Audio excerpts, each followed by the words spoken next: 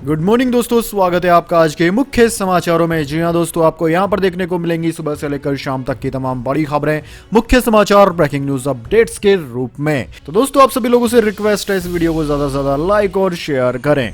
तो दोस्तों, सीधे चलते हैं आज की पहली बड़ी खबर की ओर। प्रधानमंत्री मोदी ने कहा, कांग्रेस ने कोरोना के समय हद कर दी, मुफ्त टिकट देकर मुंबई छोड़ने के लिए उकसाया। जी हां दोस्तों, प्रधानमंत्री नरेंद्र मोदी ने लोकसभा में राष्ट्रपति के अभिभाषण पर हुई चर्चा का जवाब देते हुए कांग्रेस पर तीखे हमले किए। मोदी ने कहा कि जब देश कोरोना महामारी की पहली लहर से जूझ रहा था, उस वक्त कांग्रेस ने सभी हदें पार कर दी। जब देश लॉकडाउन के दौर से गुजर रहा था, तब कांग्रेस ने मुंबई के स्टेशन पर श्रमिकों को मुफ्त टिकट देकर शहर छोड़ने के लिए उकसाकर महापाप किया। श्रमिकों से कहा गया कि जाओ महाराष्ट्र से बोझ कम करो और यूपी बिहार में जाओ, वहां जाकर कोरोना फैलाओ। यूपी, उत्तराखंड और पंजाब में कोरोना में इतनी गति नहीं थी, लेकिन इस पाप के कारण कोरोना ने वहां भी लपेट लिया। कांग्रेस के इस आचरण से मैं ही नहीं, देश भी अचंभित है। इसके बाद दोस्तों, अगली बड़ी खबर, ओमिक्रॉन के लिए मौजूदा बूस्टर डोज ही है काफी, बंदरों पर हुई नई रिसर्च में दावा। जी हां दोस्तों, दुनिया में कोरोना वायरस के नए वेरिएंट ओमिक्रॉन के संक्रमण को रोकने और शरीर में इम्यूनिटी बढ़ाने के लिए कई रिसर्च हो रहे हैं। कुछ वैज्ञानिक नई वैक्सीन बनाने की सलाह दे रहे हैं जो खास तौर पर ओमिक्रॉन के खिलाफ कारगर हो। हालांकि अमेरिका में बंदरों पर हुई एक नई रिसर्च बताती है कि इस वेरिएंट के खिलाफ मौजूदा बूस्टर डोज ही काफी है। इसके लिए नई वैक्सीन बनाने की जरूरत नहीं है। इस रिसर्च को अमेरिका के national institute of allergy and infectious disease के वैज्ञानिकों ने किया है। इसमें ऐसे कुछ बंदरों को शामिल किया गया जिन्हें मॉडर्ना वैक्सीन की दोनों डोज मिल चुकी थी। बंदरों को 2 ग्रुप्स में बांटा गया। 9 महीने बाद पहले ग्रुप को मॉडर्ना वैक्सीन का ही बूस्टर डोज दिया गया, वहीं दूसरे ग्रुप को ओमिक्रॉन को टारगेट करने वाली खास वैक्सीन दी गई। वैज्ञानिकों ने पाया कि बंदरों में दोनों तरह की वैक्सीन ने कोरोना के सभी वेरिएंट के खिलाफ एक जैसी इम्यूनिटी ही विकसित की है। स्टडी में शामिल वैज्ञानिक डेनियल ड्यूक ने कहा कि यह बहुत ही अच्छी खबर है। उनके अनुसार इस रिसर्च से यह साबित होता है कि हमें ओमिक्रॉन के लिए अलग से वैक्सीन बनाने की कोई जरूरत नहीं है। इसके बाद दोस्तों, अगली बड़ी खबर, असदुद्दीन ओवैसी को अब भी है खतरा, जेड सिक्योरिटी को स्वीकार करें, गृह मंत्री अमित शाह की AIMIM चीफ से अपील। जी हां दोस्तों, केंद्रीय गृह मंत्री अमित शाह ने सोमवार को ऑल इंडिया मजलिस ए इत्तेहादुल मुसल्लिन के अध्यक्ष और लोकसभा सांसद असदुद्दीन ओवैसी से केंद्र सरकार की ओर से जेड श्रेणी की सुरक्षा कवर के लिए की गई पेशकश को स्वीकार करने का आग्रह किया है। दरअसल दोस्तों, पिछले सप्ताह उनकी कार पर उस वक्त गोलियां चलाई गई थी जब वे उत्तर प्रदेश में 10 फरवरी से होने जा रहे चुनाव के लिए प्रचार करने के बाद दिल्ली लौट रहे थे। केंद्रीय मंत्री ने संसद को बताया कि ओवैसी की सुरक्षा को खतरा है। सरकार ने जेड श्रेणी की सुरक्षा यानी कि बुलेट प्रूफ के साथ कार प्रदान करने का फैसला किया है, लेकिन ओवैसी ने इनकार कर दिया। मैं सदन के सदस्यों के माध्यम से अनुरोध करता हूं कि वह इस सुरक्षा कवर को स्वीकार करे। दोस्तों, गृह मंत्री ने कहा कि 2 अज्ञात लोगों ने काफिले पर गोलियां चलाई। वे सुरक्षित बाहर निकल आए, लेकिन उनके वाहन के निचले हिस्से पर 3 गोलियों के निशान थे। इस घटना को 3 गवाहों ने देखा और एक प्राथमिकी भी दर्ज की गई है। इसके बाद दोस्तों, अगली बड़ी खबर, कर्नाटक में नहीं थम रहा हिजाब पर विवाद, 2 कॉलेज में छुट्टी। एक ने कहा कैंपस में हिजाब पहनने की इजाजत लेकिन क्लास में नहीं। जी हां दोस्तों, हिजाब विवाद को सांप्रदायिक रंग देने की कोशिशें चल रही है। यह बात सामने आई कुंडापुरा में चल रहे स्टूडेंट के विरोध प्रदर्शन के दौरान, जहां मुस्लिम समुदाय के 2 लोगों को पुलिस ने घातक हथियारों के साथ गिरफ्तार किया, जबकि 3 लोग बचकर भाग निकले। पकड़े गए लोगों की पहचान अब्दुल मजीद और रजब के रूप में हुई है। दोस्तों, उडुपी के एडिशनल SP ST सिंधा लिंगपा के मुताबिक पकड़े गए दोनों आरोपी लोकल नहीं है। वे पास के गंगोली गांव के हैं। उनका छात्र आंदोलन से कोई लेना देना नहीं है। उन पर पहले से ही हत्या के प्रयास, दंगा करने जैसी कई आपराधिक शिकायतें दर्ज हैं। दोस्तों, विवाद को बढ़ता हुआ देखकर कर्नाटक के विजयपुरा के 2 कॉलेज शांतिपुरा PU और GRB कॉलेज में 2 दिन की छुट्टी कर दी गई है, जबकि उडुपी के कॉलेज में एंट्री दे दी गई। उधर दूसरी तरफ कुंडापुरा के सरकारी PU कॉलेज ने कैंपस में सोमवार को मुस्लिम छात्राओं को हिजाब पहनकर आने की अनुमति दे दी है। साथ ही यह नियम भी लागू किया है कि वे अलग क्लास में बैठेंगी। ये छात्राएं गेट के बाहर रोज कॉलेज शुरू होने से लेकर खत्म होने तक प्रदर्शन कर रही थी। दोस्तों, आपकी जानकारी के लिए बता दें, केरल के कांग्रेस सांसद TN प्रतापन ने कर्नाटक में चल रहे हिजाब विवाद को लेकर कहा कि हम अपने भारत को कहां लेकर जा रहे हैं, हम अपनी विविधता को नहीं खो सकते। मैं शिक्षा मंत्री से छात्रों के संवैधानिक अधिकारों को सुनिश्चित करने के लिए इस मामले में हस्तक्षेप करने का अनुरोध करता हूं। इसके बाद दोस्तों, अगली बड़ी खबर, गोवा में प्रियंका गांधी का टीएमसी और आम आदमी पार्टी पर निशाना। बोली, बाहर से आकर लोग आपके प्रदेश में राज नहीं कर सकते।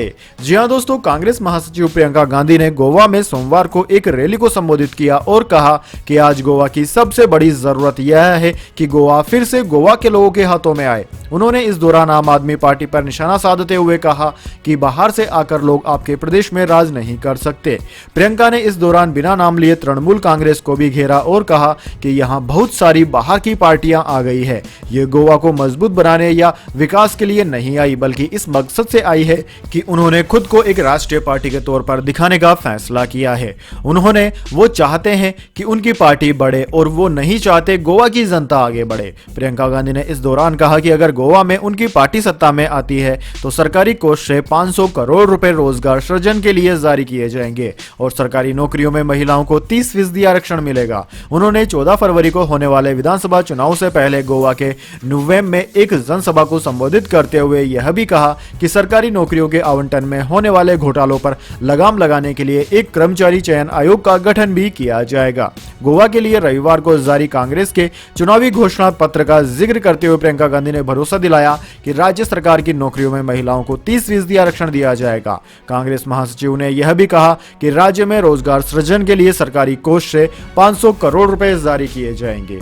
इसके बाद दोस्तों अगली बड़ी खबर, यूपी इलेक्शन 2022 में चाहती हूं यूपी चुनाव में सपा की जीत हो। ममता बनर्जी ने अखिलेश यादव का किया समर्थन।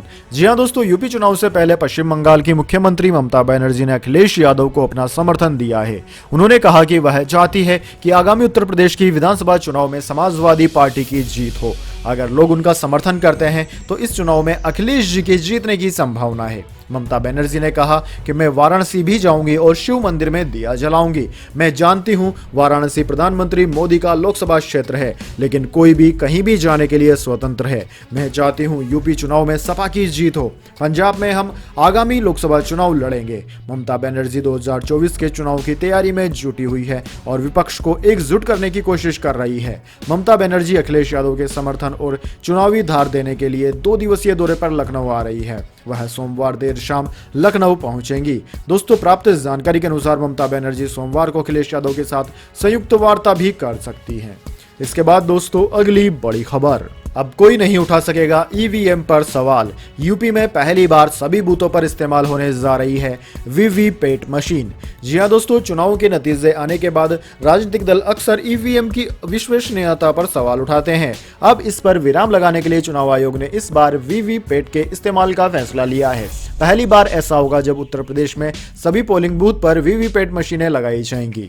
दोस्तों, विधानसभा चुनाव में ईवीएम के साथ वोटर वेरिफियल पेपर ऑडिट ट्रेल यानी कि वीवीपैट मशीन का इस्तेमाल करेगा। पहली बार ऐसा होगा जब उत्तर प्रदेश में सभी पोलिंग बूथ पर वीवीपैट मशीनें लगाई जाएंगी। चुनाव आयोग के अधिकारी ने बताया कि इस कदम के जरिए वोटर इस बात को सुनिश्चित कर सकेंगे कि उनका वोट उनकी पसंद के उम्मीदवार को ही गया। चुनाव आयोग के निर्देश अनुसार वीवीपैट को सभी चुनाव राज्यों की ईवीएम मशीनों के साथ जोड़ा जाएगा। इस कदम से चुनाव में मतदाताओं का विश्वास ईवीएम पर और बढ़ेगा।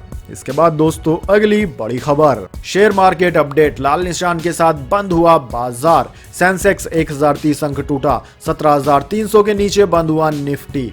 जी हां दोस्तों, हफ्ते के पहले दिन भारतीय बाजार लाल निशान के साथ बंद हुए। सेंसेक्स और निफ्टी में करीब 0.25% की गिरावट देखने को मिली। सेंसेक्स में 1030 अंकों की गिरावट तो वहीं निफ्टी में 303 अंकों की गिरावट देखने को मिली है। दोस्तों, लाल निशान के साथ निफ्टी 17,300 के लेवल के नीचे बंद हुआ। बीएसई इंडेक्स में 25 शेयरों में बिकवाली देखने को मिली, जबकि 5 शेयरों में खरीदारी रही। वहीं निफ्टी इंडेक्स के 42 शेयरों में बिकवाली देखने को मिली और 8 शेयरों में खरीदारी देखने को मिली। दोस्तों, आपकी जानकारी के लिए बता दें, आज बाजार ने फ्लैट शुरुआत की थी। इसके बाद दोस्तों अगली बड़ी खबर, फ्रांस में इस्लाम के लिए नया फोरम, प्रधानमंत्री मैक्रो के फैसले पर नाराज हुए मुसलमान।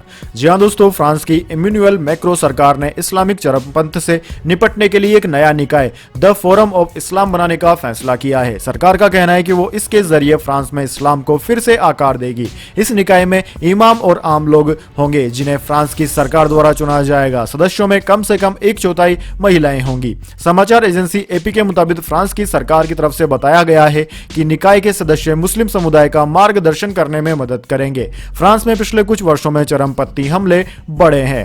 देश के सैकड़ों नागरिक जिहादियों के साथ मिलकर लड़ने के लिए सीरिया जा चुके हैं। ऐसे में कुछ लोग इस बात से सहमत हैं कि इस्लाम में बढ़ती कट्टरता फ्रांस के लिए एक खतरा है। निकाय के समर्थकों का कहना है कि ये फ्रांस और इसके 50 लाख मुसलमानों को सुरक्षित रखेगा और सुनिश्चित करेगा कि फ्रांस में मुस्लिम प्रथाएं सार्वजनिक जीवन में धर्मनिरपेक्षता के मूल्यों के अनुरूप हो। लेकिन दोस्तों, मैक्रो सरकार के इस कदम की आलोचना भी खूब हो रही है। आलोचकों का कहना है कि फ्रांस में 10 अप्रैल को राष्ट्रपति चुनाव होने वाले हैं और मैक्रो का ये कदम दक्षिणपंथी मतदाताओं को आकर्षित करने की एक राजनीतिक चाल है। तो दोस्तों, यह थी आज की तमाम बड़ी खबरें। इसके बाद दोस्तों अब बारी आती है आज के माइंड क्विज क्वेश्चन की। जी हाँ दोस्तों, एक आसान से सवाल का जवाब देकर आप जीत सकते हैं एक अमेजिंग सरप्राइज गिफ्ट हमारे यूट्यूब चैनल की ओर से। तो दोस्तों, आज का सवाल आपकी स्क्रीन पर आ चुका है। दोस्तों, भारत के तिरंगे झंडे में स्थित अशोक चक्र में कितनी तीलियां होती है? जी हाँ दोस्तों, अगर आप जानते हैं इस सवाल का जवाब कि अशोक चक्र में कितनी तीलियां होती हैं, तो जल्दी से कमेंट बॉक्स में इसका उत्तर लिख दीजिए। अगर दोस्तों आपका जवाब होता है एकदम सही और आप चुने जाते हैं लक्की विजेता के रूप में, तो आपको मिल सकता है एक अमेजिंग सरप्राइज गिफ्ट हमारे यूट्यूब चैनल की ओर से। तो दोस्तों, जल्दी से अपना उत्तर कमेंट बॉक्स में लिख दीजिए, वीडियो को लाइक कर लीजिए और चैनल को सब्सक्राइब करके बेल आइकन भी दबा लीजिए। धन्यवाद। वंदे मातरम। जय हिंद, जय भारत।